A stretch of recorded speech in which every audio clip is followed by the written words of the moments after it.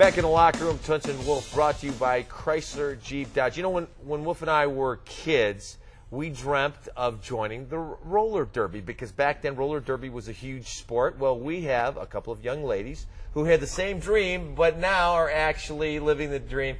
Lindsay Kelly and Christine Corey Ketch. Lindsay on the far side and Christine Corey Ketch right there. Girls, you guys are roller derby girls. Now, let's start with you, Lindsay. How'd you get involved in roller derby? Well, I was at my job and I saw a flyer being put out at one of the stores right next to where I work, and the manager came over and was like, "I could totally see you doing this. You look like you would really be into this and this would be your sport." And I looked at it, I read through it, and I was like, "I can skate, and this looks like so much fun." It was a fantastic hobby, and so I started going to the open skates where a lot of the girls were convening and getting to know each other a little bit and seeing what it was about, and I've been in it since. I can't let it go. And same question to you, Christine. How did you get involved? I got a call from an old friend who was gung-ho on it, saw something on MySpace, and she was, "I got to have you on my team. You want to do derby?" And I'm like, derby. I was all into it. So it was love at first sight. You saw this thing, you got on skates, you whacked a few people and knocked them down, and you said, "This is me." Yeah. I mean, we missed the whole era of it, so it's coming back. It's not like you girls grew up watching. I mean, we actually grew up watching. I watched it when I was young. But they had bank tracks, too. Yes. You guys have a different track. We have flat track. Right. What's the difference? Different rules apply. We work with the Women's Flat Track Derby Association, and basically have guidelines of how we play the game, and you know, so areas you can't hit and not hit. So bank track's a little bit more aggressive, I think, under different rules. So let me ask you, the difference is, first of all, this is not choreographed or staged like the old derby used to be. Yeah. Real. Right? Real Not that I ever injuries, really real believed. bruises. Yes. I still don't believe that they choreographed it back in the 60s. I think that was all real. Yeah. You thought when Tony Roma jumped over 8 guys, that's just... And he put the crippler's crunch on him, that's right. But this is truly, it's a sport. Yes. And you've got all set rules and regulations. Now, what are the rules as far as giving them the business when you're in the pack? And you're wearing by the way, Christine's wearing her equipment. Yes. Look at that. That's serious. We have hand guards that we use, so we don't break our hands when we fall. Helmet? Helmet. We wear mouth guards. Like some girls actually have the padded shorts that you can wear. Right. So we play safety first, and it's basically you cannot jet out your elbow or inflict any kind of pain. It's So just you can't do any of this, no. huh? It's like hockey checks. I mean, you're kind of just checking. Right. Okay. So it's a grip and rip and down and up. Yep. So now there are 3 positions on every team, correct? Yes. On the rink at once, and they are the pivot, which would be the person in the front. Each team would have a striped helmet that would go over the helmet. Right. They lead the pack. They keep the pace of the pack, and then they're also the last line of defense or offense for their team.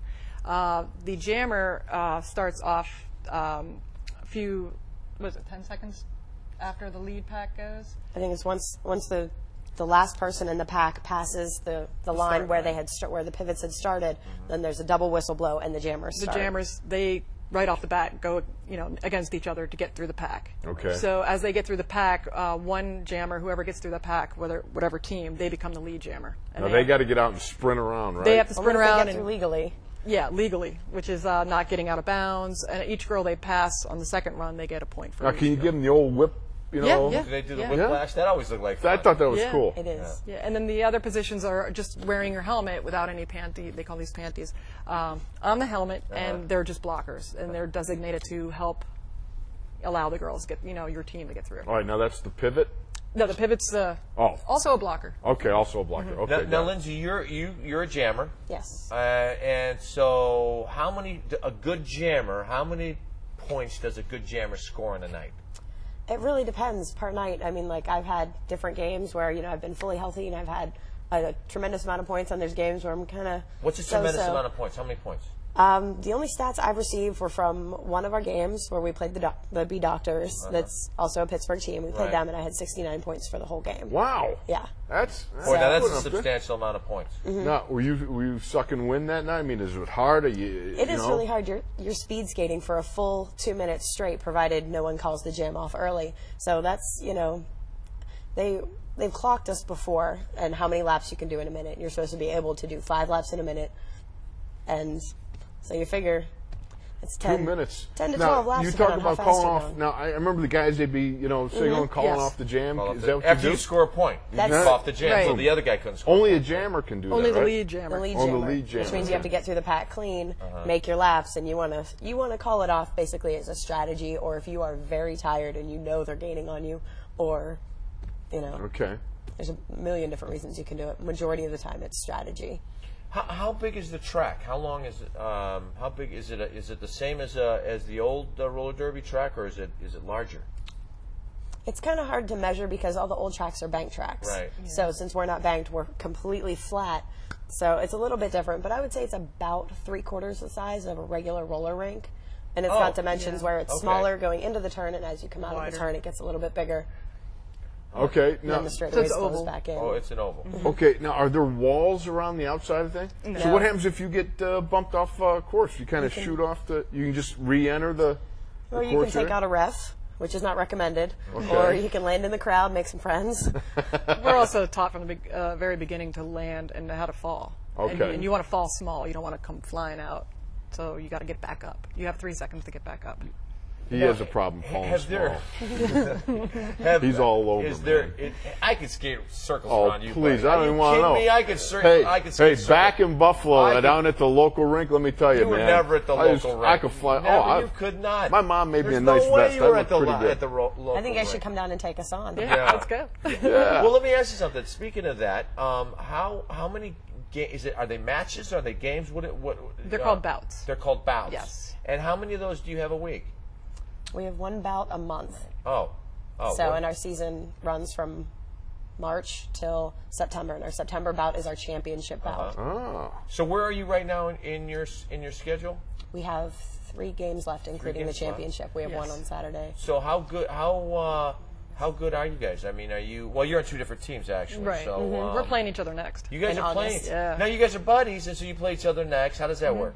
We're always buddies. I mean, the bottom line, I'm a captain of my team, and she's a co-captain of her team. Right. So it's basically kind of like stay away from each other for a while, and do your thing. How do they do But that? when she comes around, will you kind of give her the old whammo and kind of, just catapult her off? How do they do that? Like, do you guys draft?